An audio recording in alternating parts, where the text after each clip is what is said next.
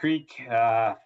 Unfortunately for you guys, a 50-48 double overtime loss. But I'll start with just this. Have you ever been involved in a game with so many big plays going each way?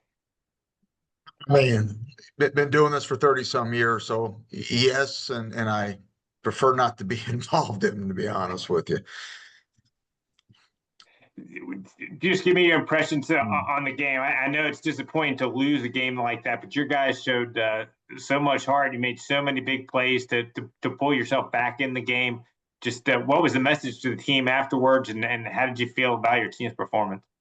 Well, the one thing I love about this group, they're going to fight. They're going to fight to the very end. You know, I can talk about it in different phases, right? You've got the first part of the football game where I think we came out a little bit flat. They got up on us, but the resolve was always there. Again, we scored a big special teams touchdown before halftime that kind of gave us some momentum going into the second half, where we were able to tie it up early in the third quarter. But I think the biggest turning point in the game was after we had taken the lead with 5 minutes left to go in the ball game. And this is, the disappointing piece. Um, we defense just got a great turnover. We had the ball at 25-yard line going in, and then all three phases of the game had the opportunity to put the game away at that point. Offense went three and out. We missed a field goal, and then we gave up a deep touchdown pass for them to tie the game back up. Going into 3 minutes left to go. And that was a tough one there because we had the opportunity there to put it away. We got to learn, before we start winning, we have to win these close ones. And I felt that was a great opportunity. Hats off to Campbell. They wanted to win their first one as well. And I think their resolve may have been just a little bit stronger than ours once we got into overtime. And they've got some playmakers on their offense, and we talked about it last week. They presented a little trouble with that two quarterback system that they had, and they made the plays when they needed to. You probably could watch our game with the ticker with the percentage of who's going to win and not, and it was pretty good for us at one point, but we got to get out of that world. We got to quit turning the football over, but I will take their effort, and they will fight and claw, and I will take that all day. First question for you this morning from Tiffany. Go ahead, Tiffany. Good morning, Coach. Talking about the biggest focus in practice this week, to kind of flip the script on these narrow losses.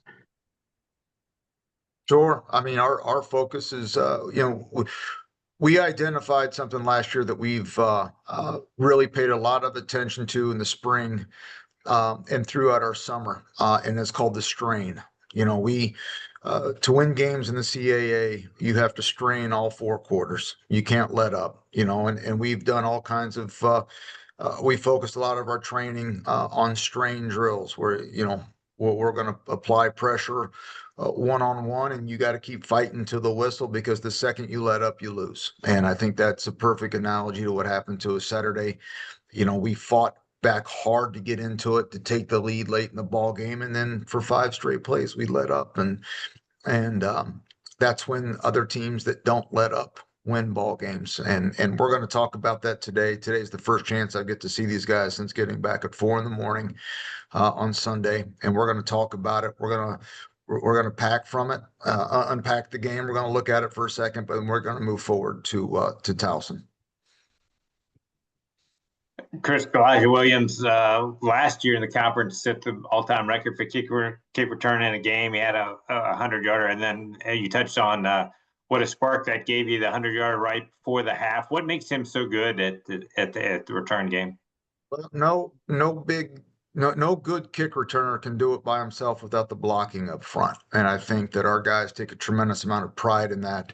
But Key does a great job of, he's got no brakes. And when he takes off and goes, he's pretty fast. I want to say he was a 10-700 out of high school. And those targets are hard to tackle and engage when they come at you that speed. And he doesn't, he also broke his leg last year against Rhode Island because he doesn't have brakes. And, he's somebody that is electric when he gets the ball in his hands. And when he hits you with 10-7 speed, you better take a great angle or you're not going to be in position. And that's what he did against Campbell on Saturday.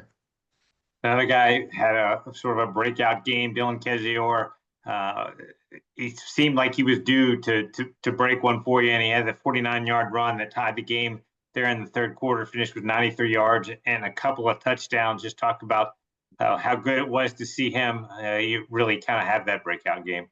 Yeah, Dylan's got big play potential. It's always been in there. Last game, I believe he also had a 25, 30 yarder as well for a touchdown. He's got that breakaway speed that's a little bit deceptive, and he's 225 pounds, and he has that ability in him at all times. And we expect that out of him. That's why he's here. It's why he got the preseason nod there a little bit when it came to somebody to look at. And he keep him and Elijah Elliott both healthy. I think we've got a great 1-2 punch.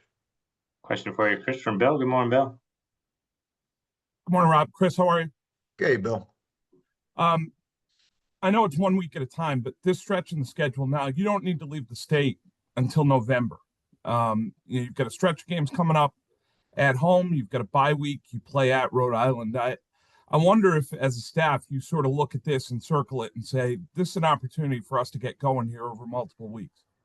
Yeah, when you look at our schedule, we break it up into thirds. The first month of the season, we spent a lot of time in white uniforms. That's FCS ball, right? And I found myself in a strange. I found this program in a strange deal right now, Bill, where we got 5 home games left and 3 away games. That's I haven't had that since I've been here, and we're looking forward to this home stretch, and this part of the season right here, this second month is one that we feel that if we're going to do anything, we have to be successful in this portion of our schedule. And it means we've got home games. We've got games that we feel that we are winnable for us. And we need to represent that in the results and what we do and how we go about it. Thanks. Chris, that stretch starts on Saturday with a solid team in Towson coming in. As you started to prepare for them, what are the challenges they present for you? They are big up front. We talked about the differences between the other conferences we played in, and where we just didn't look different coming out the tunnel. And this is another one of those games. They've got size up front on both sides of the football. I mean, I don't know if they've got anybody that's under 300 pounds on either side of the line. And they're going to present some big physical challenges for us that hopefully those 2 FBS games prepared us for up front. And we've got to be physical. We've got to strain. We're going to have to strain the line of scrimmage, for 4 quarters in order to have an opportunity here. And they are a good, sound, solid football team. Pete's a good coach. He's everywhere he's been. They've been good, and this place is no different. All right, Chris, thanks so much for your time here today, and look forward to talking again next Monday. Thanks, Rob. All right, thank you. Once again, for media members of the line, if you have questions for the coaches here today, just use the chat feature